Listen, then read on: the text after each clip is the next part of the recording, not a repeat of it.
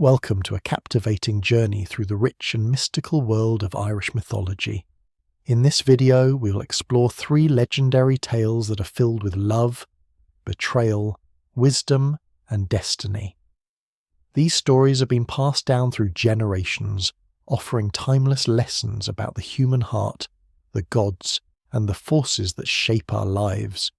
Whether you're familiar with Irish myths or not, these stories will transport you to a world where magic and fate intertwine in the most unexpected ways.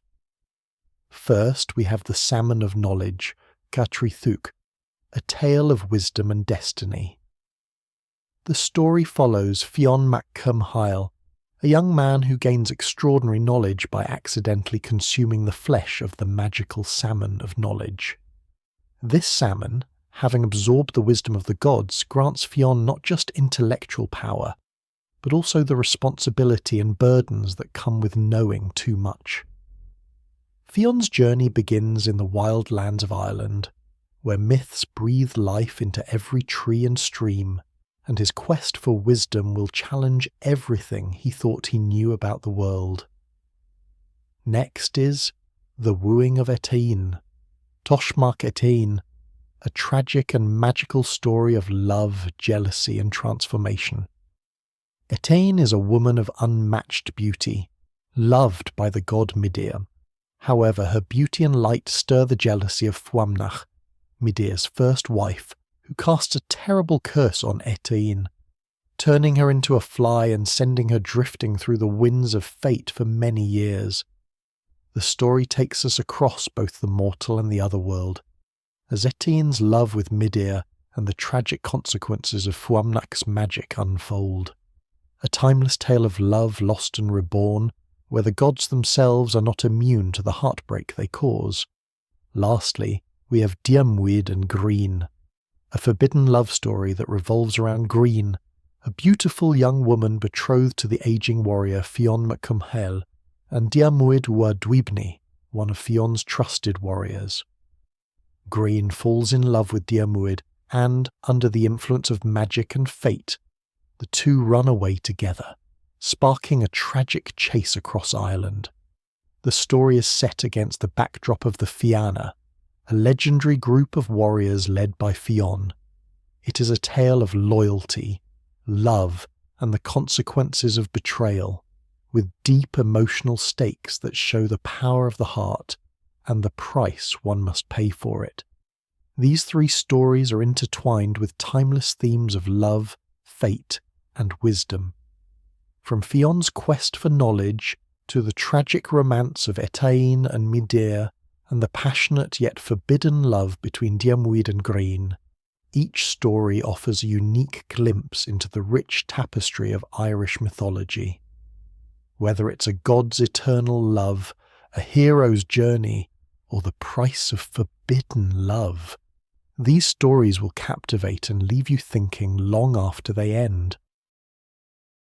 In the hush before memory, before kingdoms rose or heroes carved their names into stone, there was only the breath of an ancient world, soft, echoing, alive with secrets no mortal tongue could yet shape. And tonight, traveller, you and I walk into that world together. Let us step beyond the veil of our age and wander into a land where myths breathed, where rivers carried prophecy, and where knowledge itself moved like a living creature across the face of Ireland. For this is the beginning of a tale unlike any other, the tale of the Salmon of Knowledge, a story whose roots reach deeper than time, and whose echoes shape the destiny of a boy who would one day become a legend. Long before writing tamed words into neat rows, the Celtic people believed that wisdom was not something crafted by human minds. It was born. It existed as a force, older than gods, older even than the soil beneath their feet, and its heart, they said, lay in a place known only in whispers, the Well of Sagai's. Hidden beneath the branches of the world tree, the well shimmered with the memories of creation itself, a pool where every truth, every secret, every path destiny could take, flowed in silent circles. 5 streams spilled out from its depths, each one the source of a human sense, for the Celts believed that to perceive the world was the first step toward understanding it. Around the well grew 9 hazel trees, their branches heavy with fruits said to contain the essence of pure knowledge. When their nuts ripened, they fell into the water, sending ripples through eternity. It was said that only the wisest of the gods dared approach the well of Sagai's, for to drink too deeply would be to know more than a soul could bear. But mortals sometimes strayed where they should not, drawn by a calling they could not explain. One such tale speaks of Boann, the radiant goddess whose curiosity was as vast as the sea she would one day embody. Though forbidden to approach the sacred well, Boann stepped closer, compelled by a desire to witness the source of all understanding. But even a goddess is not immune to the law of sacred places. As she neared the well, its waters rose in violent defiance, surging outward in a torrent that burst free into the world. The flood chased her across the land, carving a path that would become the River Boyne, a river forever blessed and forever burdened with the knowledge it carried from the well. And so it was that wisdom flowed freely into the living world. Where the 9 hazel nuts drifted downstream, their sacred oils spread across the water.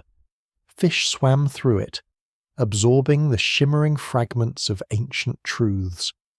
But of all the river's creatures, only one became the vessel of something far greater. One salmon fed upon the fallen hazelnuts, and in doing so took into itself the full weight of the well's knowledge. Every secret of the gods, every mystery of the world, every shape the future might one day take. That single creature, moving quietly beneath the river's surface, became a being of pure enlightenment.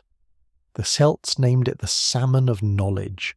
For ages it swam unseen, drifting through shadowed currents, its skin reflecting starlight even beneath the water. Many heard rumours of its existence. Many longed for the wisdom it carried, but the salmon revealed itself to no one, as though waiting, patient, eternal, for the one whose destiny aligned with its own.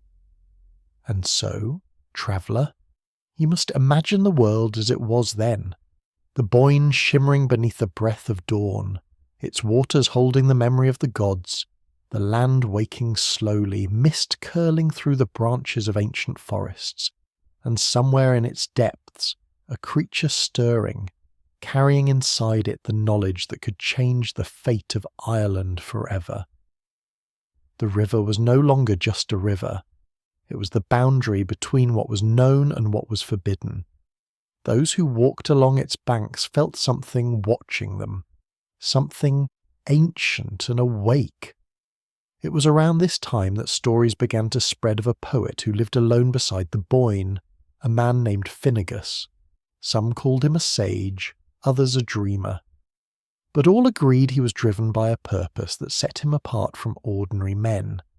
He had heard the whispers of the salmon, and the tale had rooted itself deep in his heart. He believed that if he could taste its flesh, the secrets of the universe would become his. For 7 long years he devoted himself to this search, and the Boyne, with its shimmering truths and silent currents, became both his companion and his torment. But we'll come to him soon enough. For now, linger with me a moment more at the wellspring of this story. Feel the slow turning of ancient forces. Understand that this tale is not simply about a fish, nor even about the boy who would one day eat it. It is about destiny, how knowledge chooses its bearer, how the world shapes its champions long before they understand their roles, and how even rivers remember the steps of fate. And when wisdom itself becomes a living creature, who will be worthy to claim it? And what price will they pay for the truth they seek? The river had many watchers in those ancient days, kings seeking omens, warriors seeking glory, and druids whispering to the currents for glimpses of the unseen. But among them all, none watched as faithfully, as tirelessly, as the poet Finnegas. His hut stood alone on the banks of the Boyne, shaped by years of solitude and carved by a longing no fire could soften. Some said he had once been a druid of great renown. Others whispered he had forsaken the courts of kings, abandoning worldly honour in pursuit of a single purpose. Whatever truth lay behind the man, one thing was certain. The story of the Salmon of Knowledge had woven itself so tightly into his soul that it had become the rhythm by which he breathed.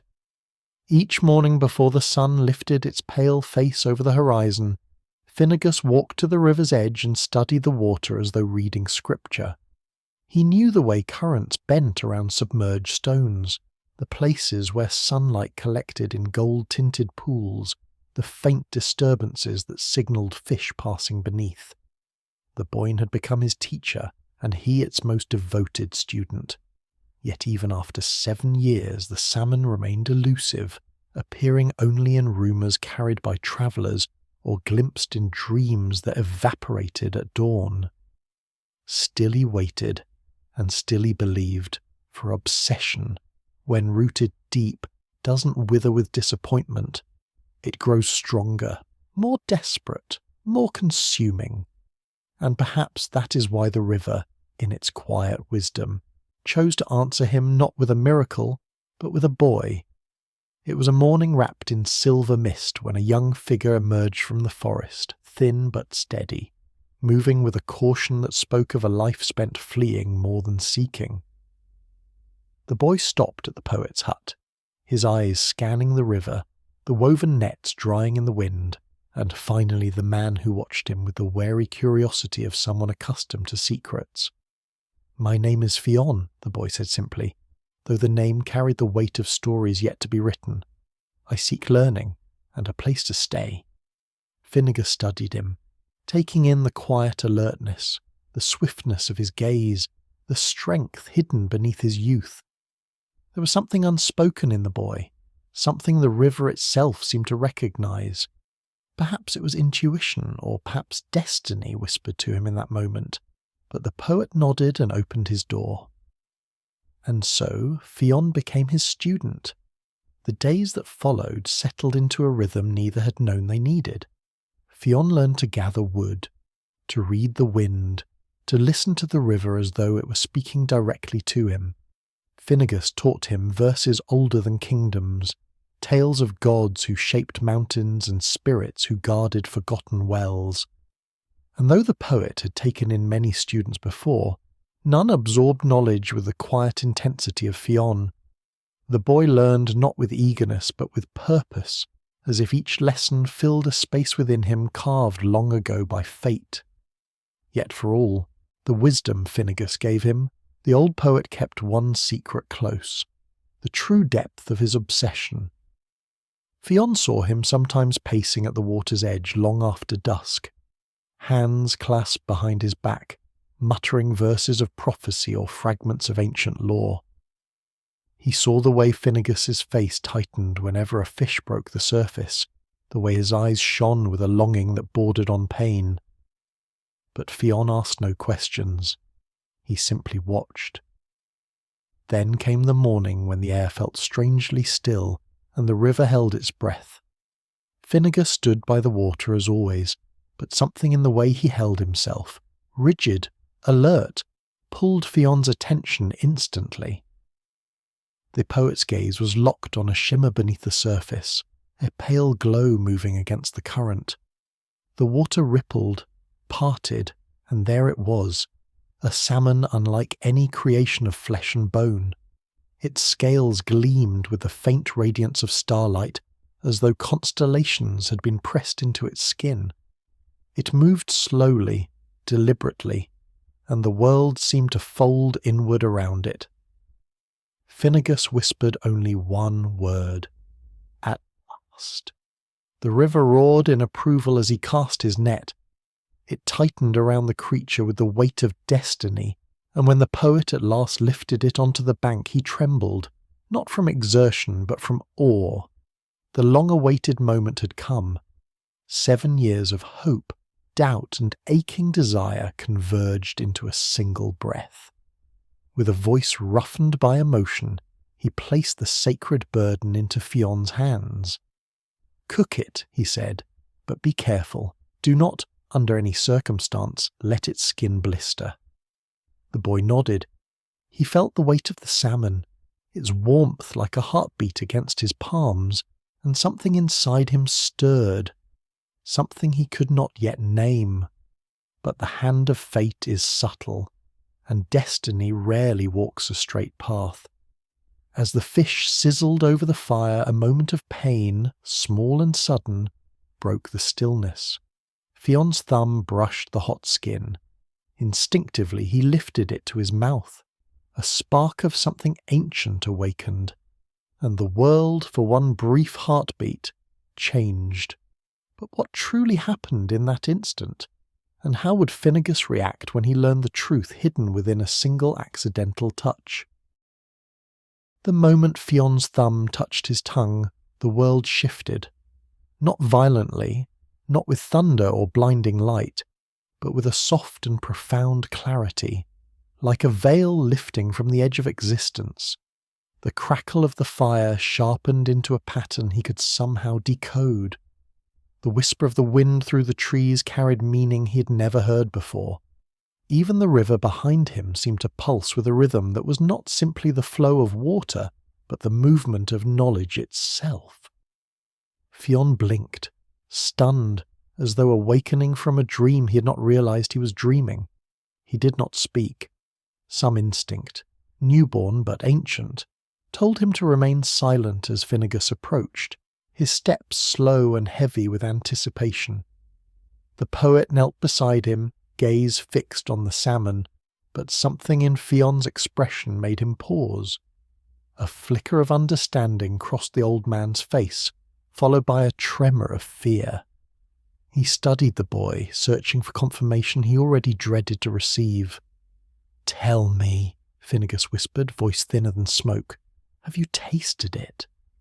Fionn hesitated, but truth now lived in every corner of him. He could not lie even if he wished to. "I burned my thumb," he said quietly, "and I put it in my mouth, only for a moment." The poet closed his eyes. A long breath escaped him, neither anger nor resignation, but something far more fragile: acceptance. When he opened his eyes again, the sorrow in them was tempered by the glow of revelation. "I knew," he murmured, "the moment I saw you. I knew the salmon was not meant for me." He sat beside the boy, the two of them bathed in the amber light of the fire. For the first time, Fionn noticed the years etched into the poet's hands, the weight of longing that had carved deep lines into his face. Finnegas had spent a lifetime chasing wisdom, yet destiny had chosen another, someone young, untested, barely beginning to understand his place in the world. But there was no bitterness in him. "Tell me, Fionn," he said gently, "what do you feel?" The boy looked down at his thumb, then at the river. How could he explain something so vast? The world around him was the same, yet utterly transformed. Thoughts rose in him like birds taking flight. Meanings blossomed before his eyes. The silence between words now carried entire stories. "It's like—" Fionn struggled, searching for language wide enough to hold what he sensed. "Like the world is speaking to me, and I understand it." Finnegas nodded, and a sad smile touched his lips. "Then it is as the old prophecies foretold. You are the one the river has been waiting for." The fire snapped softly, sending sparks into the darkening sky. The poet's voice fell to a whisper, reverent and steady. "You hold the wisdom of the hazel trees, the memory of the well, and the knowledge of ages yet to unfold. But hear me, Fionn. Wisdom is not a crown, nor a weapon, nor a comfort. It is a burden, one that will shape the path you walk, and the battles you cannot yet see." The river murmured in agreement, as though echoing his warning. Finnegas placed a hand on the boy's shoulder. whatever destiny is calling you toward. It will ask everything of you." Fionn swallowed, feeling the weight of the words settle into his chest, but beneath that weight was a strange, quiet certainty. He had been running from his past, surviving from moment to moment, never imagining that something far larger than fear might one day reach out to claim him. And now, as the river shimmered with twilight light, he sensed for the first time that he was not running anymore. Something was waiting for him, something vast, something he could not yet name. The poet stood slowly. "Eat the salmon," he said. "Its wisdom is already yours, but the act must be completed." Fionn obeyed. With each bite, a deeper understanding wound itself through his thoughts.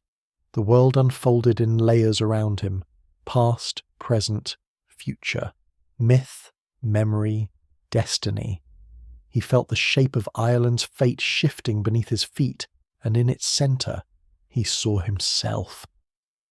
When he finished, Finnegas bowed his head, not to a boy, but to the hero he had become in that moment.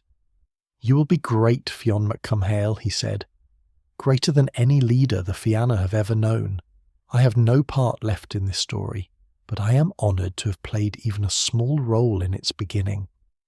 The poet's words hung in the air like a blessing, and Fionn, still young, still uncertain, but now carrying the brilliance of ages, felt destiny turn its gaze fully upon him. But what future waited beyond the river's edge? What trials would rise to test the boy who had inherited the wisdom of the world? Night descended softly upon the Boyne, its waters reflecting a trail of silver moonlight that quivered like a living thread. Fionn sat beside the dying fire, the last embers glowing faintly at his feet. Finnegas had retreated into his hut, leaving the boy alone with the weight of newfound understanding. But knowledge, true knowledge, was not a simple thing. It didn't settle neatly into the mind like a story learned or a skill practiced.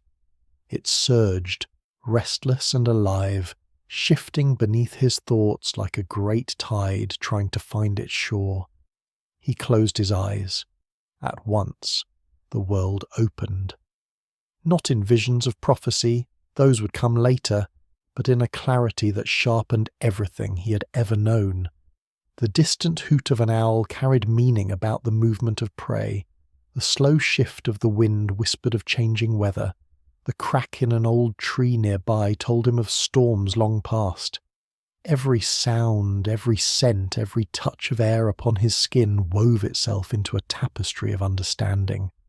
It was overwhelming and exquisite, like hearing the music of existence for the first time. Yet beneath it all, a deeper current pulled at him, something beyond the senses, beyond the physical world.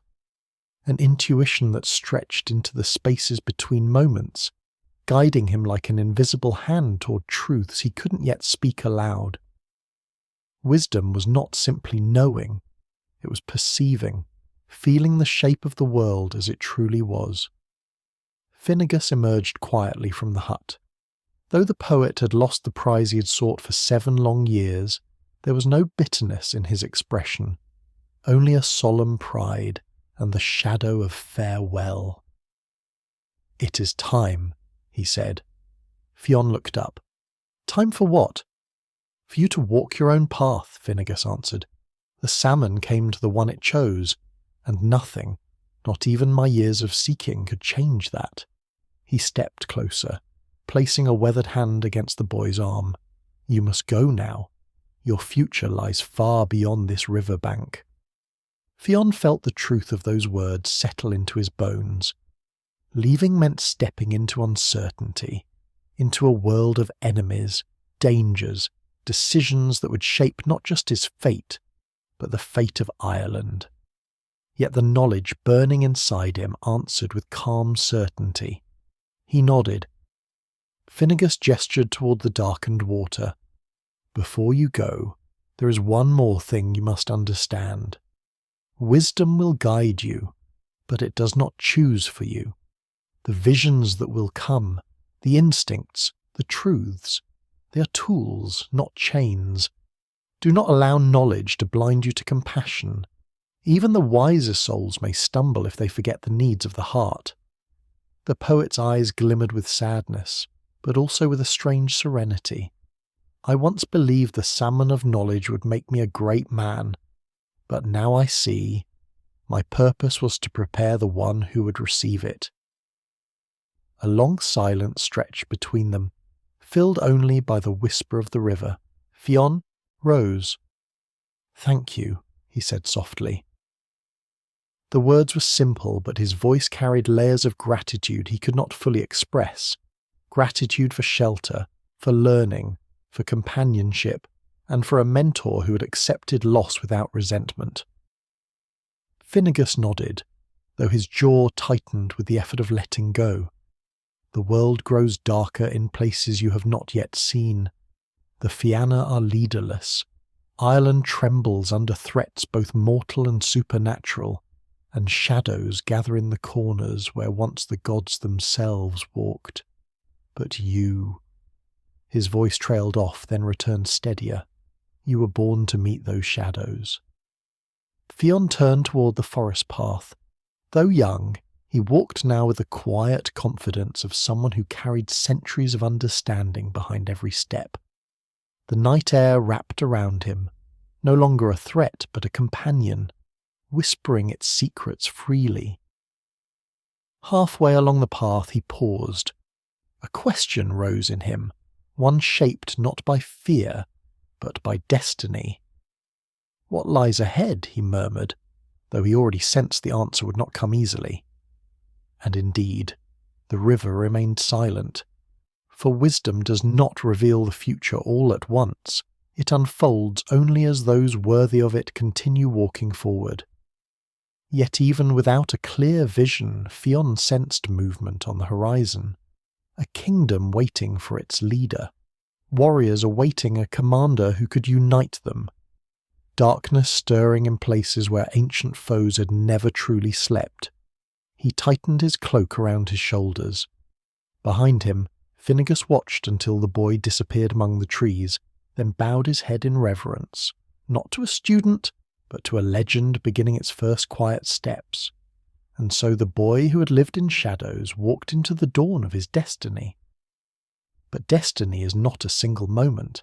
It is a journey, one filled with trials, battles, choices, and the burden of wisdom itself. What challenges await Fionn on the road ahead? What foes will rise against him? And how will he wield the knowledge that now burns within him? As Fionn's wisdom grows with a taste of the Salmon of Knowledge, he is marked by an ancient destiny, one that will lead him to wield his newfound powers in battles yet unseen. But wisdom, as the gods themselves know, is not always a gift of peace. It is a force that can shape and destroy, guiding Fionn on a path where his heart, once driven by youthful ambition, will be tested by betrayal, love, and a fate that he cannot control. In another realm of fate, the gods themselves are tangled in the threads of love and envy. The beautiful Étaín, a woman whose light could not be hidden, finds her destiny intertwined with Medea, and Fuamnach's jealousy unleashes a curse that echoes across the land. This is a tale of love lost and reborn, as Étaín's journey brings her to a place where even the gods themselves cannot protect her from the storms of fate. Listen now, O travellers of time and seekers of the ancient ways, to the tale of Étaín, a woman whose beauty was so radiant that the sun itself seemed dim in her presence. Her name, whispered across the lands of Ireland, was a symbol of light, an ethereal glow that captivated all who beheld her. Born to Ailill, the mighty king of Ulster, some say she was the daughter of Étaín instead, but the truth of her origins was as mysterious as the winds that swept across the rolling hills of the other world. Her beauty was not merely the allure of the flesh, but the purity of spirit, the reflection of the divine, a light that could not be hidden and that in turn would never go unnoticed. And it was in the shadow of such light that Medea, the noble and wise god of the Tuatha De Danann, first laid eyes upon her. Midir, who dwelled in the great hall of Bree Leith, a fortress of otherworldly might, where magic flowed like water and the very air hummed with the songs of ancient power. Midir was a god of wisdom, with a countenance that matched his regal bearing, and when he saw Étaín for the first time, it was as though the stars themselves paused to watch. Her light, her beauty, it enveloped him, drawing him in like a moth to a flame, and thus, from the very moment their paths crossed, fate itself was set upon a course that would alter the lives of all who walked upon this earth. But it was not only Midir who saw Étaín's radiance, for in the shadows of their union there lay a darker presence, Fuamnach, the first wife of Midir, a sorceress of great power and wickedness. She was a woman whose heart had been hardened by jealousy, a woman who would not easily accept a rival. The light of Étaín threatened her dominion, for Fuamnach, with her own dark powers, had long been the sole mistress of Midir's affections, and so a storm began to brew in Fuamnach's heart, a storm that would soon sweep through the realms of men and gods alike. Her rage burned like fire, and with it she would cast the first spell that would set the stage for the tragedy yet to unfold. And so it was that Fuamnach, consumed by her envy and hatred, sought to rid herself of Étaín. With all the dark arts at her command, she cast a curse so vile, so deep, that it would not only shatter Étaín's life, but also set her upon a path of endless torment.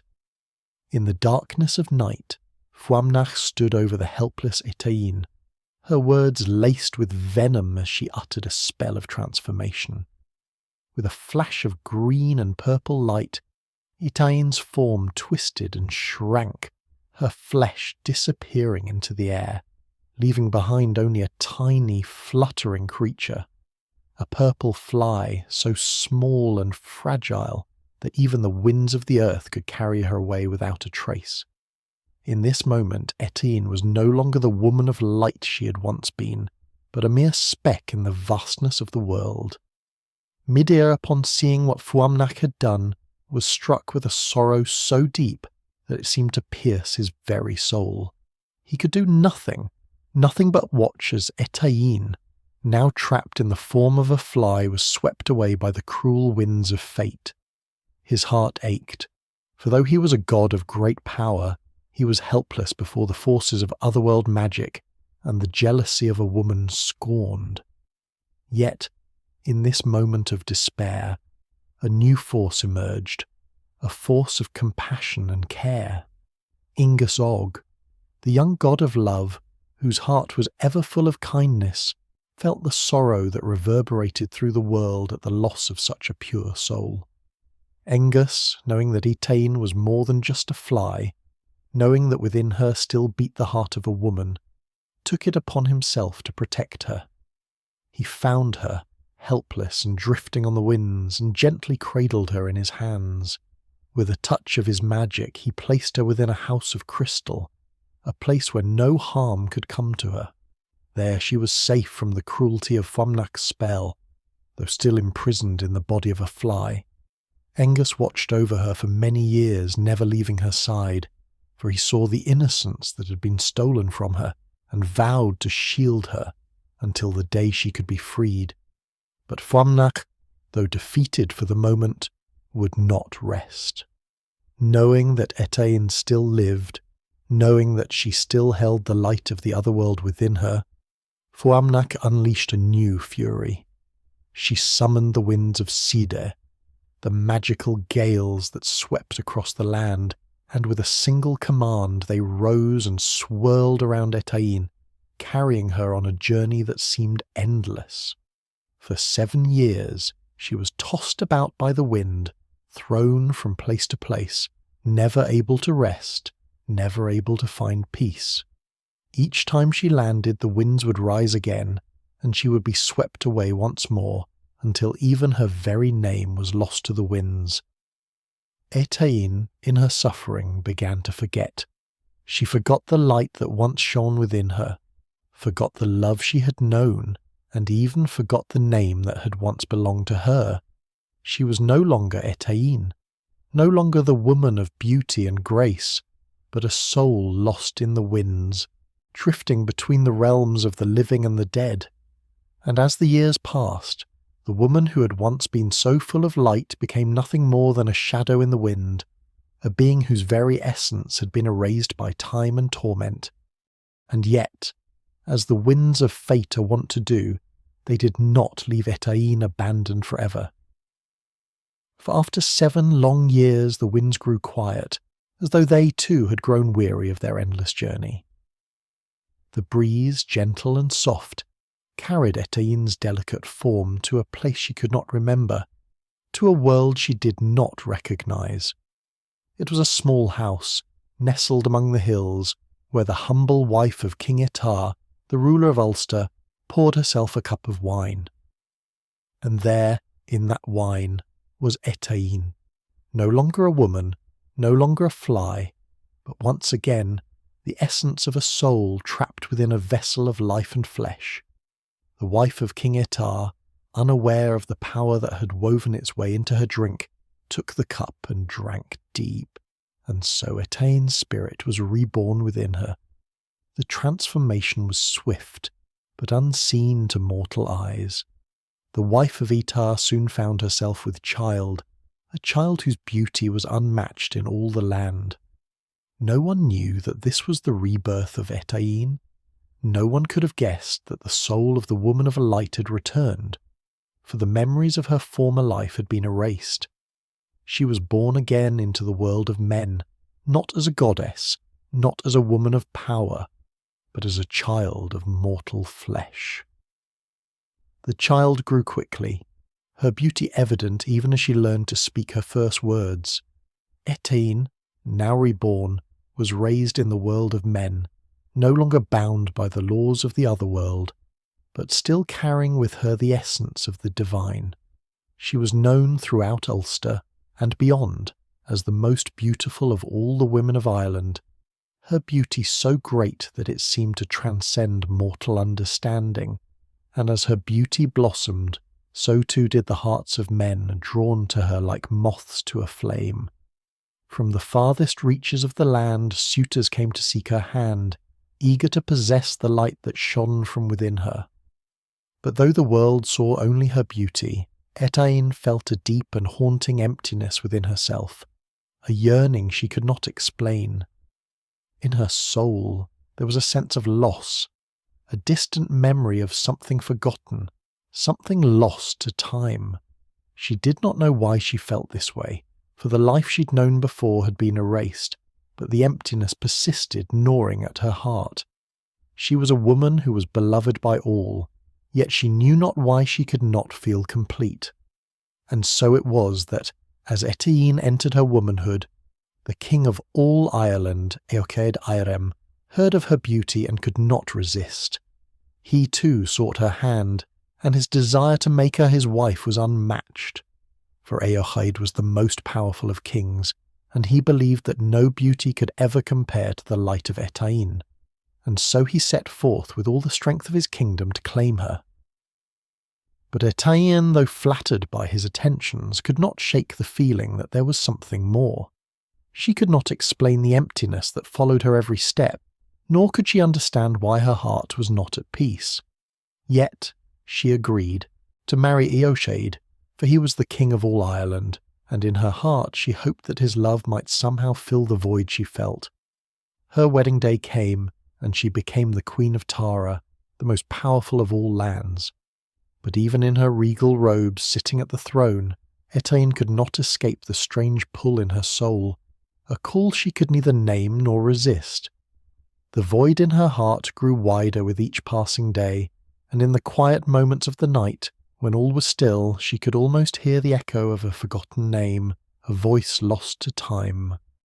In the golden halls of Tara, Étaín lived as the Queen of Ireland, beloved by her people, yet restless in her heart. Her beauty, so radiant that it seemed to bend the very light around her, was admired by all who gazed upon her, yet it could not fill the emptiness she felt. Eochaid, her king, adored her and showered her with gifts and praises, but even his love could not pierce the veil of longing that hung over her soul. She would gaze into the fire at night, watching the flames dance, and in the flickering shadows it was as if the memories of a past life, long forgotten, called out to her. Yet no matter how hard she tried, she could not remember. It was as though a part of her had been buried beneath the weight of time itself. And it was during this time, when the winds of fate seemed to blow so strongly, that Medea, the god of wisdom and beauty, finally returned to the land of mortals. For many years, Medea had searched the earth, seeking his lost love, Étaín, but in her rebirth, her memories were sealed away, and she did not recognize him. Still, Medea's heart remained steadfast, and he could not abandon the woman he had once loved so deeply. Medea's search led him to the land of Ulster, where he learned that Étaín had been reborn as the Queen of Tara. His heart swelled with hope and sorrow in equal measure, for though he knew that Étaín was living a life among mortals, he could not approach her directly.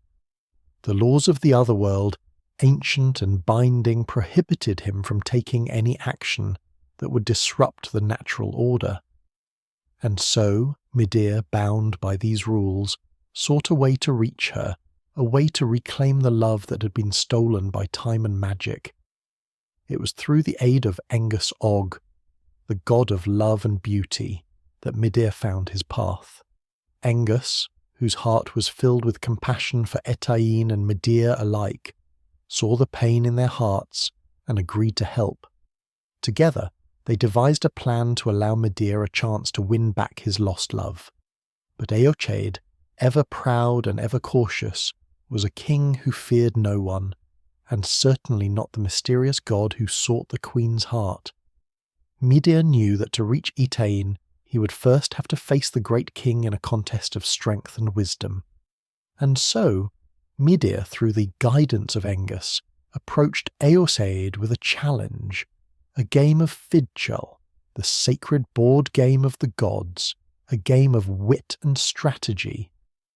Éochaid, believing that no one could outplay him, accepted the challenge with a boastful heart. But he did not know that Medea was not only a master of the game, but a god who held the ancient knowledge of the otherworld within him. They played, and Medea won each round, his moves flawless, his mind sharper than any mortal's.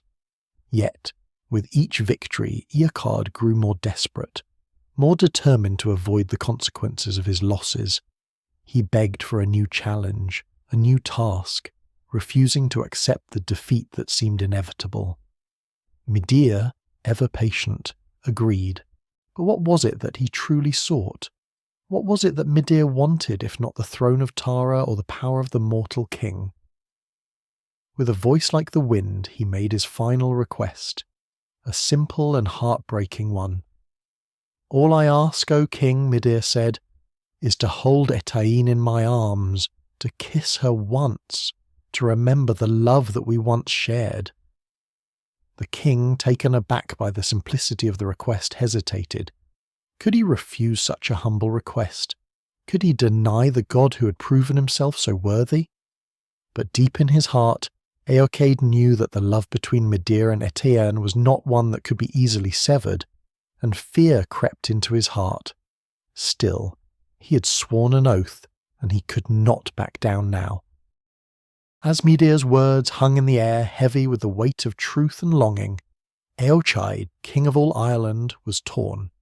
The contest had already been long, but the final request was one that struck deep within his soul. To hold Étaín once more, to feel her in his arms, was a gift that no king could deny, yet what would it cost him?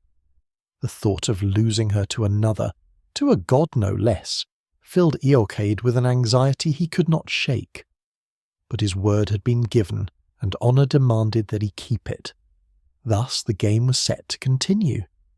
Éochaid, now desperate to avoid the god's demands, pushed for even more impossible challenges. He sought to break Medea's resolve, to turn the tables on fate itself. The king, ever proud, would not let go of his queen without a fight. Medea, however, was undeterred. His patience, like that of the ancient sea, was vast, and no earthly challenge could sway him from his purpose. For each test Éochaid set before him, Medea accepted with grace, and through the power of the Tuatha De Danann, each task was completed with ease. Roads were built in the blink of an eye, forests cleared with the mere wave of a hand, and vast tracts of land divided and shared in moments. Éochaid's pride faltered, and with each victory he grew more reluctant to meet the final terms of the game. His heart, heavy with fear, saw the truth that lay beneath Medea's requests. This was not about victory or defeat, this was a test of fate itself. Finally, Éochaid, unable to avoid the inevitable, called for the last trial. He could not escape it. It was now clear that no mortal king could stand against the will of the gods. With his soul trembling, he turned to Medea, his voice heavy with dread. "Then I will accept the final condition of our game," Éochaid said, his voice strained, "but I will not face it alone." And so it was that Medea, ever gracious, agreed to the king's request. For the final challenge was not a task of strength or cunning, but of a choice, an impossible choice.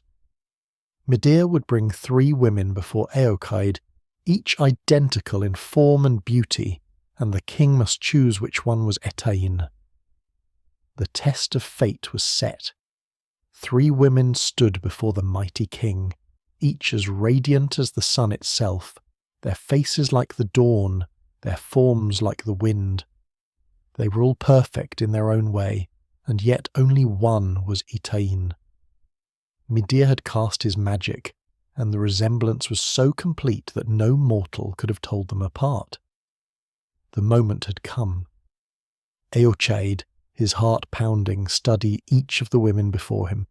He searched their eyes, their movements, trying to discern a clue, some trace that would reveal Étaín to him. Yet, no answer came. His mind, clouded by fear and doubt, faltered. His gaze flickered from one woman to the next. But in the depths of his heart he knew that this choice would be one of eternal consequence. The choice, however, was not so simple, for in that moment, Éochaid did not choose Étaín. He chose wrong. The king, in his blind fear and confusion, pointed to the wrong woman. He chose the one who was not Étaín, but instead the daughter of Étaín, a child who had been altered by the very forces of time and magic that had shaped her mother's fate. A heavy silence descended upon the hall of Tara as Éochaid's hand lingered in the air, pointing to the wrong woman. The breath of the gods seemed to catch, and time itself appeared to pause in a cruel, timeless moment. The woman he had chosen was not Étaín, but her daughter, who had been changed by the very magic that had once torn Étaín from the world of gods and men. This child, who had no memory of her true origins, stood there, unknowingly caught in the web of fate spun by the ancient forces of the otherworld. The moment of the king's mistake would forever be known as the moment when destiny itself bent in a terrible twist. Éochaid's heart sank as he realized the truth too late. He had not chosen Étaín, but her daughter, a woman who was both part of Étaín yet so deeply altered by time and magic that even her own blood was unrecognizable. The sorrow in Éochaid's heart was palpable, for it was not just a choice between 3 women, but a choice that had irrevocably shattered the very fabric of his existence. In the stillness that followed, Medea's eyes, filled with a deep sorrow and understanding, met Étaín's gaze. His heart ached for her, for he knew that this was not the end of the tragedy, but merely the beginning of another. And there, in that moment of painful realization, Medea did not speak a word. His grief was silent, a sorrow too vast for words.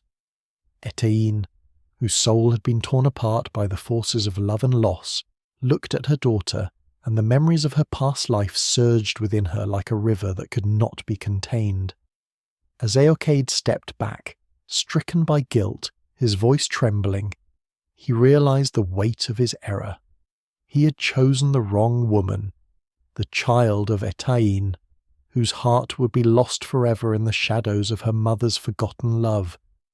The king's heart was heavy with grief, for he understood now that love, in all its forms, was an unstoppable force, a force that could not be contained by the limitations of time, magic, or mortal understanding.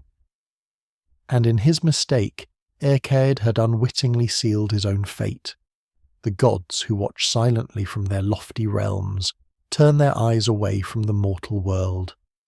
The winds of fate began to blow again, but this time they carried with them a new burden, one that no mortal nor god could ever hope to undo.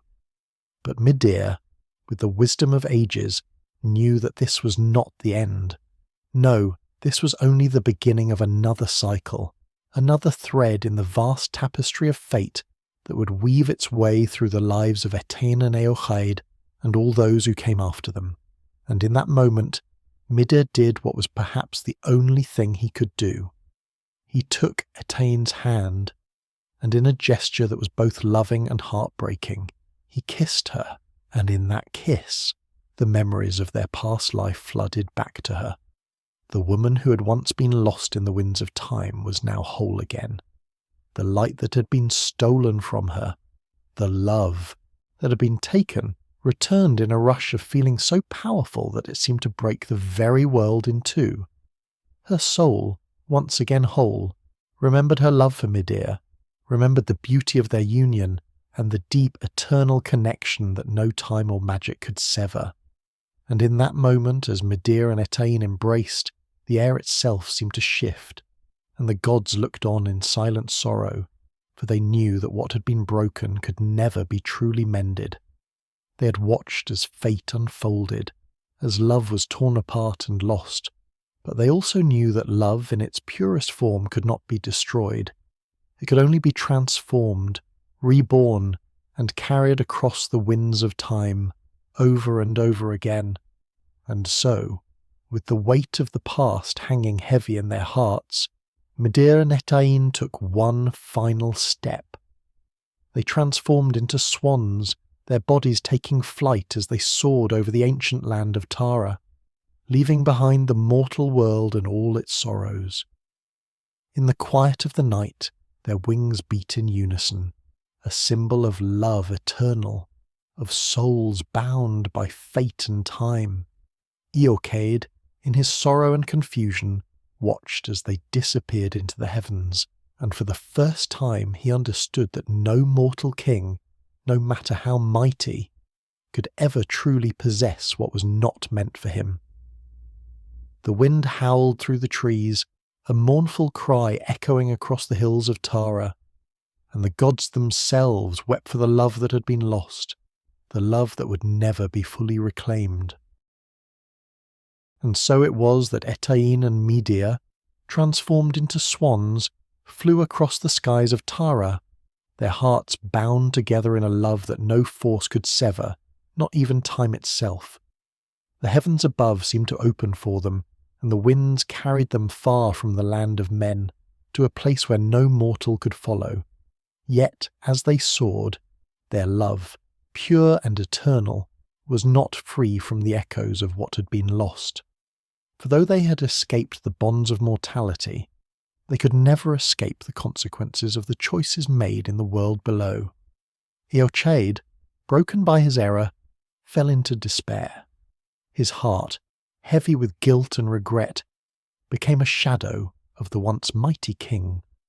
The sight of Étaín and Midir disappearing into the sky was a wound that would never heal, a wound that would remain with him for all the days of his life. But even greater was the tragedy that would follow, the tragedy of a child who had been lost and forgotten. For when Éochaid had chosen wrongly, when he had selected the wrong woman from among those three identical figures, he had unknowingly laid the seeds of a far deeper sorrow. The woman he had mistaken for Étaín was, in truth, the daughter of Étaín, a child who had been altered by the very forces that had shaped her mother's fate, and in that fateful moment the line between love and loss blurred in the most tragic of ways. Éochaid, unaware that he had lain with his own daughter, carried her to his bed in the naive belief that he had claimed the true Étaín, and from that union a child was born, innocent yet cursed by the cruel hand of fate. This child, who had no memory of her true heritage, became the embodiment of a love so deep and tragic that it could never be erased. As the child grew, it became clear that something was wrong. The bond between father and daughter grew strained, as though a shadow hung over them both, a shadow they could not comprehend. Éochaid, plagued by the weight of his own guilt, began to distance himself from the child, though he could never truly escape the knowledge of what had happened. He knew that he had wronged Étaín, and in doing so had wrought a tragedy that would haunt him forever, and so the child was cast away, hidden from the world in a small box and abandoned in the wilderness. But fate, as it often does, didn't allow for such a simple end. The child, abandoned but not forsaken, was found by kind hands, a stranger who took her in and raised her as his own. Yet the child could never escape the curse of her lineage, for she was born of love, but also of its darkest consequence. And so the cycle continued. The winds of fate, ever cruel and unyielding, carried the child story forward from one life to the next through the folds of time and space. And though she was raised as a simple mortal, something within her was always different, something she could not name, a yearning that would never leave her, no matter how hard she tried to suppress it. Meanwhile, Medea and Étaín, still swans, flew over the land, their wings beating in sorrowful unison. They had found peace, in their own way, yet the pain of their past was always with them. And no matter how far they flew, no matter how many ages passed, the echoes of their love and their loss would never fade. And so, as the years turned to centuries and the centuries to eons, the story of Étaín and Medea remained, a story woven into the fabric of the world, a story that spoke of love and sacrifice, of fate and tragedy. Their love was a cycle, unbroken, a reminder to all that no one could ever truly own the heart of another, no matter the cost. For in the end, the true power of love is not in possession, but in its eternal journey through time, in the winds that carry it forward, always onward. And so, Medea and Étaín, forever bound together, would continue to soar across the skies, their wings beating in the eternal dance of the gods. Medea and Étaín, after all their suffering and sacrifice, transform into swans, forever bound by a love that no mortal force can sever. Yet, even in their flight, the sorrow of the past follows them like a shadow. In the mortal realm, fate continues its relentless march, and as Étaín's rebirth unfolds, a new tragedy emerges, a love doomed by honour, betrayal, and the unforgiving hand of destiny. Gráinne, once promised to another, finds herself torn between duty and the pull of a love so strong it challenges everything she knows. And as she flees with Diarmuid, her heart heavy with the weight of choices made, the legacy of Étaín's past continues to echo as ancient forces of love, fate, and revenge weave their threads through the lives of those yet to come. Gather, O traveller of time and tales, for I have a story to weave, one of ancient heroes, lost loves, and betrayals that shook the very earth. In the land of emerald hills and misty glens, where the winds whispered secrets of the gods, there lived a mighty warrior, Fionn mac Cumhaill, known across the land as the leader of the Fianna, a brotherhood of warriors bound by loyalty and honour. Fionn was a man revered by kings and feared by enemies. His strength was unmatched, his wisdom unparalleled, and his heart, though great, was burdened by the weight of time. Now Fionn had grown old. The golden hair that had once shone like the sun was now silvered with age, and his powerful arms, though still strong, no longer held the same vigour. Yet in the twilight of his life, he sought a bride to carry his legacy forward. The woman he chose was Gráinne, a maiden of unparalleled beauty, her eyes like the emerald seas, and her hair as golden as the morning sun. To marry her would unite his strength with her youth, securing the future of the Fianna for years to come. But fate, in its cruel twist, had other plans. For though Fionn sought Gráinne's hand, her heart did not belong to him. Gráinne, in the depths of her soul, had already given her heart to another, Diarmuid and Gráinne, a young warrior of the Fianna, strong and handsome, a man whose beauty and bravery had caught her heart long before Fionn's proposal. The gods themselves had marked Diarmuid with the spot of love, an ancient sign that declared him the one fated to win Gráinne's heart, and it was a love that neither could escape. Thus, in the days that followed, the winds whispered of betrayal. Fionn, though wise, was blind to the love that bloomed between Gráinne and Diarmuid, and he prepared to marry her, unaware of the storm that raged in her heart. But how long could this forbidden love remain hidden? Could the bond between Diarmuid and Gráinne survive the weight of loyalty and duty that Fionn's impending marriage demanded? It was on the eve of a great feast where the stars above watched silently that fate's threads truly began to weave their tangled web. Diarmuid and Gráinne, though their hearts beat in secret, could not escape the pull of destiny. Their first meeting, though brief, was charged with a weight so deep it would alter the course of their lives forever. Gráinne, standing before the hearth, her golden hair cascading like sunlight, caught sight of Diarmuid as he entered the hall. His eyes, dark and intense, met hers with a silent understanding that no words could express. The spark of recognition passed between them. This was no ordinary glance, no fleeting moment. It was the recognition of souls bound by the ancient forces of love. Diarmuid, though aware of the sacred bond he shared with the beautiful maiden, had never dared to speak of it. The mark upon his cheek, the spot of love, was known only to a few. It was an omen, a sign from the gods that he was the one meant to be with Gráinne. Yet the wisdom of his ancestors and the bonds of brotherhood within the Fianna had always kept him silent. Until now.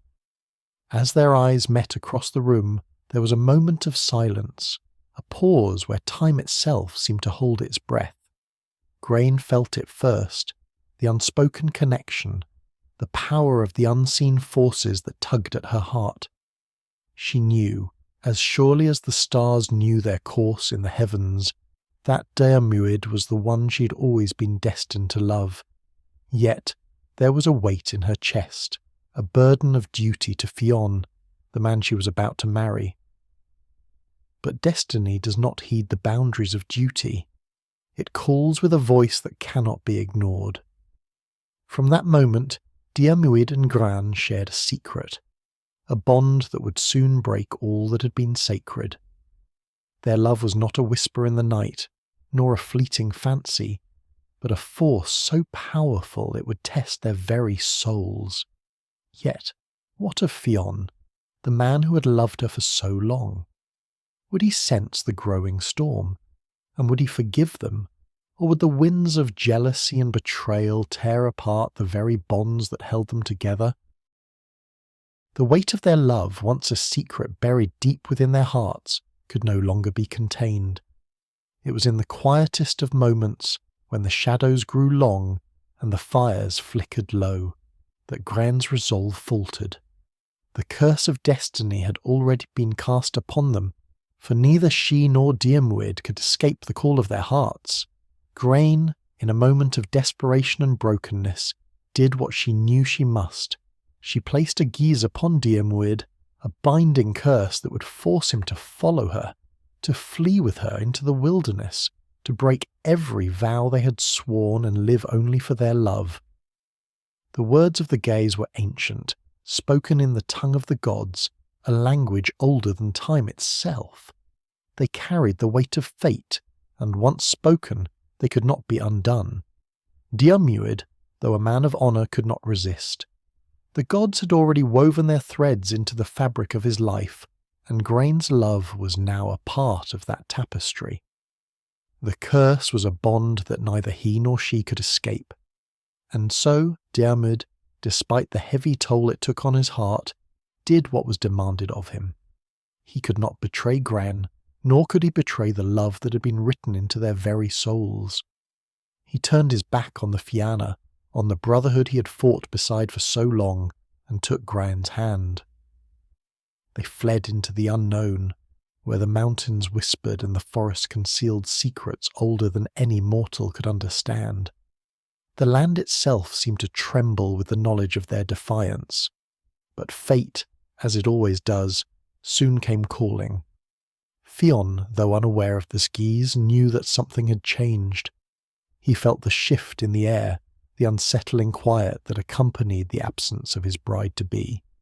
His heart, though strong, could not ignore the signs. Gráinne, his chosen, had gone, vanished into the night with Diarmuid, the one man who had once been his closest comrade. Fionn's anger rose like a storm, a tempest of betrayal and heartbreak. His love for Gráinne was deep, but his pride, his sense of honour, would not allow him to stand idly by. He would not be made a fool, nor would he let the bonds of his warriors be so easily broken. Fionn, with all the might of his fury and the strength of his years, gathered the Fianna. Their quest was clear. They would hunt down Diarmuid and Gráinne and bring them back, no matter the cost. The chase began in the darkness of the night, a hunt through the misty hills of Ireland. Diarmuid and Gráinne ran, the weight of their love and the burden of betrayal heavy on their shoulders.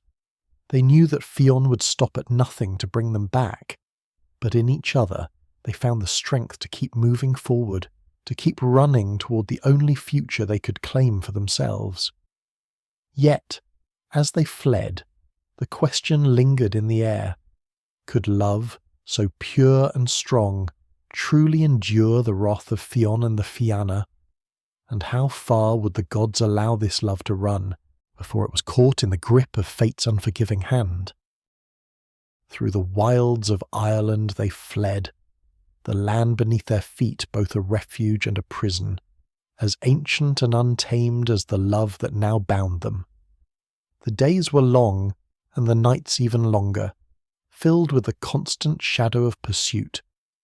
Diarmuid and Gráinne moved in silence, speaking little but relying on the bond between them to guide their way. Every glance exchanged was laden with the weight of their journey, every touch a silent vow to never be torn apart. The road was not kind to them. It was a path fraught with danger, where the spirits of the land, long forgotten by most, still held sway. The forest whispered of old gods and ancient beasts, creatures of legend that roamed where few dared venture. Yet despite the peril that lurked round every corner, Diarmuid and Gráinne found solace in each other's company. Their love, tested by every trial, only grew stronger, the fire between them unyielding in the face of the world's cruelty. And yet, the shadows never truly left them. The Fianna, led by Fionn, pursued them relentlessly. No matter how far they ran, no matter how many paths they took to hide in the labyrinthine woods or the secret caves of the mountains, the warriors of Fionn were always close behind. It was a pursuit that could never be outrun, for it was not only Fionn's warriors that they fled, but also the weight of their own choices, the bonds they had broken, the promises made and shattered. Diarmuid, once a brother in arms, now found himself cast as an enemy, and with each step he felt the loss of the bonds he had shared with the men of the Fianna. Gráinne, too, felt the strain of their flight. Her love for Diarmuid was fierce and unwavering, but her heart ached for the life she'd left behind, the family, the home, and the future that had been promised to her. Still, she would not turn back. She could not. As they journeyed deeper into the land, they encountered strange sights, forests that seemed to shift and change, rivers that appeared and vanished in the blink of an eye, and creatures from the depths of myth that watched them from the shadows. Yet, despite all the wonders the land held, there was no peace to be found. Every time they rested, they knew Fionn and his warriors would be close behind, the weight of their pursuit never easing. And so, the question echoed in the hearts of Diarmuid and Gráinne. Would they ever find a place where they could truly be free? Or would the chase, the pursuit of the past they had fled, continue to haunt them until their love could no longer survive the strain? The days blurred together in a haze of exhaustion and fear. Diarmuid and Gráinne, though they moved with a swift determination, could not outrun the relentless pursuit of Fionn and his warriors. Each step they took was a step closer to a final reckoning. They knew the price of love and defiance, one they would pay, but neither could foresee how. It was on a day that seemed no different from the others, when the shadows of dusk began to stretch long over the land, that fate laid its cruel hand upon them. As they passed through a dense forest, the earth trembled beneath their feet, and from the trees emerged a creature of terrible power, a wild boar, larger than any beast of the earth, a guardian of the land, said to be imbued with the fury of the gods themselves. The boar's eyes glowed like molten fire, and its tusks, sharp as the wrath of the ancient world, gleamed under the fading sun. It was upon them before they could react, its roar shaking the very ground. Diarmuid, ever the warrior, drew his sword, but the creature was too swift, too powerful. They fought fiercely, the battle a whirlwind of clashing steel and wild force. But in the chaos, the boar's tusks found their mark. Diarmuid was struck, a deep wound opening across his side, the blood flowing freely. Gráinne cried out, her heart shattering at the sight of her love falling beneath the beast. She rushed to his side, her hands trembling as she tried to staunch the flow of blood. Diarmuid's breath was shallow, his strength waning with every passing moment. It was clear that only the waters of the gods could save him now, the water that flowed from Fionn's hands, a sacred water that held the power to heal even the gravest of wounds. In that instant, Gráinne knew what she must do. She had no choice but to turn to Fionn. She called out for him, her voice trembling with fear and desperation. Fionn, though he'd pursued them without mercy, was a man of honour. She prayed that his old love for her, the man he had once been, would be enough to compel him to act. From the distance, Fionn and his warriors emerged, their faces grim, their hearts filled with the bitter winds of betrayal. Fionn saw Diarmuid lying before him, the blood pooling beneath the fallen warrior. A silence fell between them, a moment pregnant with the weight of history. Gráinne, through her tears, begged him to save Diarmuid, to save the man she loved. Fionn stood there, his heart at war with itself. He could feel the pull of loyalty, the call of love that had once bound him to Diarmuid, but that love had been shattered. His mind, clouded by jealousy and betrayal, saw not the warrior who had once fought at his side, but the man who had taken his bride to be, the man who had shattered everything he had held dear. Fionn had the power to save Diarmuid, but in that moment he made a choice that would haunt him forever. The bitterness of betrayal was too great, the sting too deep. He turned away. His eyes, cold and unfeeling, did not even glance at Gráinne as she cried out in agony. The gods themselves, it seemed, had abandoned them. With that final act of cruelty, Diarmuid's fate was sealed. His breath faltered, and the light in his eyes dimmed. He died there, beneath the canopy of the ancient forest, his body cold and lifeless, his spirit leaving the earth as the winds wept in mourning. Gráinne fell beside him, her sobs racking her body. She had lost him, not just to fate, but to the very man who had once been his closest friend. The love that had been so pure, so unshakable, was now forever lost, torn asunder by the forces of vengeance and jealousy. And Fionn? He stood frozen in place, his heart a battlefield. He had made his choice, but in that choice he had lost something greater than Diarmuid. He had lost himself. The question now lingered, unanswered in the wind. What would Fionn do with the weight of his actions, and how could Gráinne ever heal from the wounds of both love and betrayal? As the moon cast its pale light upon the fallen Diarmuid, the world around him seemed to hold its breath. Gráinne, her hands shaking and her heart torn to pieces, pressed her forehead against his cold, lifeless skin. Her tears mingled with the blood that stained the earth, and in that moment all the joy of their love. The stolen glances, the whispered promises, the moments of shared silence seemed to fade into the vast emptiness. Diarmuid was gone, and though his body lay still, the echo of his spirit lingered in the air, woven into the winds, the very earth beneath them. Gráinne's cries, filled with heartbreak and desperation, seemed to reverberate in the heavens. But the gods did not answer. The silence was deafening. Fionn stood a distance away, his gaze fixed upon Diarmuid's lifeless form. A storm raged within him, though his face betrayed no emotion. The act of turning away from his former friend, from the man who had fought by his side in countless battles, should have been an easy one. It was a choice made out of jealousy, out of betrayal, and out of a heart broken by love. But as he looked at the body of the man he had once considered a brother, something inside him cracked. What had he done?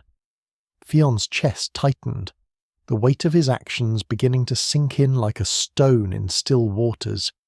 He had made his decision, yes, but the cost of that decision was far greater than he had ever anticipated. The loss of Diarmuid was not only a loss of a great warrior, but the loss of his own humanity. In that moment, Fionn realized that he had lost more than a friend. He had lost his soul. Gráinne, still cradling Diarmuid's body in her arms, looked up at Fionn, her tear-streaked face filled with a quiet fury. Her love for Diarmuid was eternal, but her sorrow for what had been lost was boundless. The man who had once been her betrothed, the one who had promised to cherish her, now stood as a hollow shell, a shadow of the leader he once was. She could not and would not forgive him. "Do you see now, Fionn?" she whispered, her voice breaking. "You have not only killed him, you have killed yourself." But Fionn did not reply. His mouth opened, but no words came. His heart, consumed by guilt and regret, could not find the voice to speak. What could he say? How could he explain that in the throes of jealousy and pain he had been blind to the love that had bloomed between Gráinne and Diarmuid? How could he justify the actions that had led to this moment? The death of a brother, the breaking of a heart, and the destruction of the very bonds that had held the Fianna together?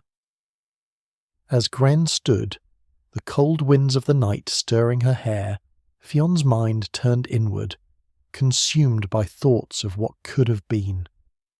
How had it come to this? Where had he gone wrong?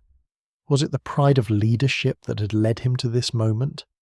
Or had it been the depths of his own insecurities, the fear of losing the one thing he had always believed was his right? Fionn would never have the answers, and though he continued to live, though his body still walked the earth, his soul was already lost. In the distance, the sound of the Fianna's warriors echoed through the trees. They had followed, of course, but they had come too late. Their once strong leader was now a man broken by his own choices, and the bond they shared was forever shattered. Their loyalty to him too was now uncertain, tarnished by the stain of betrayal. The Fianna was no longer a brotherhood. It was a memory, a shadow of what it once was. Fion's warriors, his brothers, now looked at him with pity, doubt, and resentment. And though they followed him still, the cracks in their unity could no longer be ignored. As Gráinne turned away from Diarmuid's body, she cast one last glance at Fionn. Her heart was no longer his to claim. He had lost her, just as he had lost everything that had once been pure in his life. She would carry Diarmuid's memory with her forever, but she would leave Fionn behind to drown in the bitter waters of his regret. The question that hung in the air was not one of vengeance, it was of redemption. Could Fionn redeem himself? Could he ever truly atone for the darkness he had allowed to fester within him?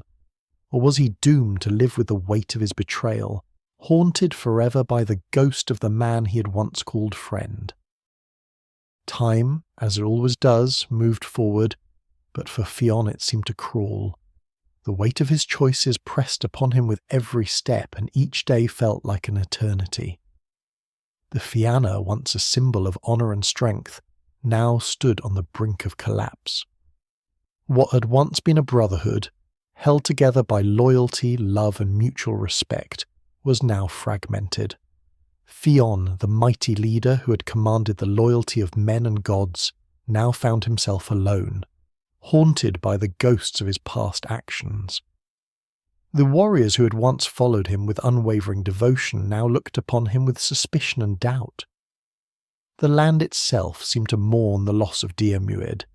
The hills and forests, once filled with the sound of laughter and the clash of swords, now whispered of sorrow and regret. The legacy of the Fianna was slipping away like sand through an open hand. Their great purpose, to protect the land and its people, had been overshadowed by the betrayal that had torn them apart. Fionn could no longer look upon the faces of his warriors without feeling the weight of their silent judgment. The trust they had placed in him had been shattered, and though they still followed him in battle, their hearts were no longer with him. They knew the truth, that their leader, consumed by jealousy and pride, had destroyed the very thing that had made them strong. Gráinne too had retreated from the world of the Fianna. She wandered the land, lost in her grief, carrying with her the memory of Diarmuid's love. The lands they had once crossed together, filled with beauty and wonder, were now places of sorrow and longing. No matter how far she travelled, she could never escape the memory of the man she had lost. The love they had shared, though now broken by death and betrayal, was etched into the fabric of her soul. And yet, she could never return to Fionn. The man who had betrayed Diarmuid, who had allowed his jealousy to take the life of his closest friend, could never be the man she had once known. The bond that had existed between them had dissolved, leaving only ashes in its wake. She would mourn Diarmuid for the rest of her days, but she could never forgive Fionn for what he had done. The Fianna, without their unity, began to lose their strength. Their battles, once fought with purpose and passion, became hollow victories, won only through brute force and pride. They were no longer a brotherhood of warriors. They were broken men, scattered by the winds of betrayal. Fionn, despite his remaining power, knew that the glory of the Fianna was lost. It was no longer a symbol of strength and unity. It was a relic of the past, a story told by bards, but never truly lived. And Fionn, the great leader, the hero of legends, found himself haunted by the image of Diarmuid's lifeless form. It was a spectre that never left him, following him through every battle, every victory, every moment of quiet reflection. His legacy, once destined to be one of greatness, was now one of sorrow and regret. He would never be the man he had once been. What was left for Fionn? What could a man do when he had lost everything? His friends, his honour, and his place in the world. The gods themselves seemed to have turned their gaze away, leaving him to wander in the darkness of his own choices. The Fianna, once united by the greatest of bonds, were now scattered like leaves in the wind, lost to the ages. And so the question lingered, unanswered in the stillness of the land. Could Fionn ever find redemption? Or would the weight of his betrayal be his final fate, dragging him down into the depths of his own regret? The years that followed were cruel to Fionn. The once great leader of the Fianna, a man of wisdom and power, was now a shadow of his former self, wandering through the land with only the weight of regret to guide him. His heart, once steadfast and unwavering, now beat only with the heavy rhythm of guilt. The warriors who had followed him in countless battles now questioned his every move, and Fionn could see it in their eyes. The respect had faded, replaced by an unspoken distrust. His decisions had not only shattered the unity of the Fianna, but had also broken the very spirit of the men who had once stood by his side. Fionn's days were spent in quiet reflection, but there was no peace to be found. The faces of his comrades, the faces of Diarmuid and Gráinne, haunted him every waking moment. The love between them, once pure and unbroken, had been destroyed by his own hand, and now all he had left were the ghosts of the past. He wandered through the hills and forests of Ireland, the lands that had once been filled with the sound of laughter and the clash of swords. Now the air was thick with silence, broken only by the whispering winds that seemed to mourn with him. The beauty of the land, the very essence of the world he had fought to protect, now felt distant and empty. There was no joy in the sun's rise, no comfort in the quiet of the night. Each day felt like a punishment, a reminder of the irreversible choices he had made. Even the warriors who remained in the Fianna were not the same. They moved through the world like ghosts, their hearts no longer filled with the same passion and purpose that had once driven them. The battles they fought now felt hollow, mere skirmishes in a world that had lost its meaning. Their victories, once celebrated with great fanfare, were now nothing more than fleeting moments in the face of the great loss they had all endured.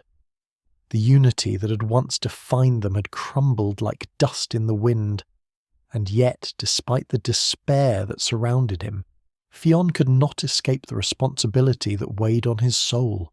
The decision to turn away from Diarmuid, to allow his jealousy and anger to dictate his actions, was a burden he could never shake off. The image of Diarmuid, dying at his feet, his final breath slipping away because of his own inaction, would never leave him. The gods had turned their gaze away, and Fionn knew that there was no redemption left for him. But the land, still alive with its ancient magic, held something greater in its depths.